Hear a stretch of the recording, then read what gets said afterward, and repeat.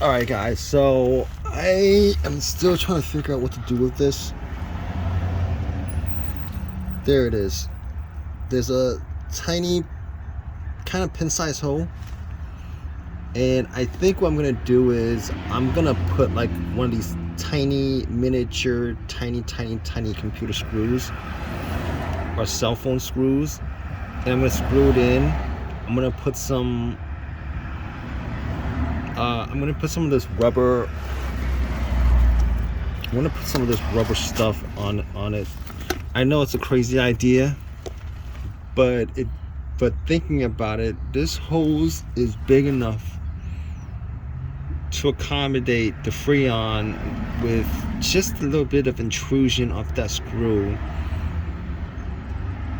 And if I had a better idea, I would actually do it, because I was thinking about putting epoxy on it right now, which in theory would seal it, but I don't think that pressure is that great. That, you know what, I might just put some epoxy on that hole right now. I might just put some epoxy on that hole and it might just seal it. I mean, this is the first time I've done this. This is the first time I've done this, and it's worth a try. It's definitely worth a try, I think. Yeah, I think that the hole is small enough where I could just run some epoxy into that hole and then epoxy around it. So I'm gonna do that. That's what I'm gonna do, and I'm gonna give you guys an update to see whether that works or not, because I'm sure this is the situation with a lot of these AC lines where there's a leaking AC line. This, for the most part, there's always like one small little tiny pin-sized hole, and then you'd have to change out the whole entire line for it. But it's just so intrusive, and I couldn't even find this line, this rear line. I couldn't even find it, and it's so intrusive that I don't even want to work on it like that. That's not even a thought that came up as far as changing this line. Seriously, I thought about maybe like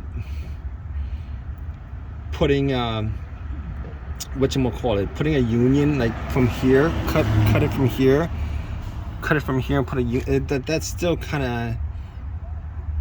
of intrusive. So I don't want to do that. I mean, the easiest way, if I could get it to work, would be the best possible solution for this. So if I don't put out another video on this, which because it's gonna take some time for me to figure out whether it's gonna hold or not. It's gonna take some time for me to figure out whether it's gonna hold or not, to be honest with you. Like maybe over the summer to tell whether it actually does work.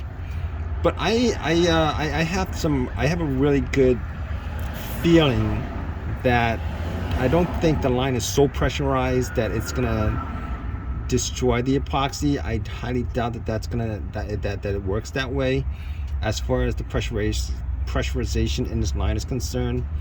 And that epoxy should hold pretty good. I cleaned it up with some brake fluid and brake fluid spray, and that did a really good job of taking all the crap off of it. And we're just gonna do that, and hopefully it just holds.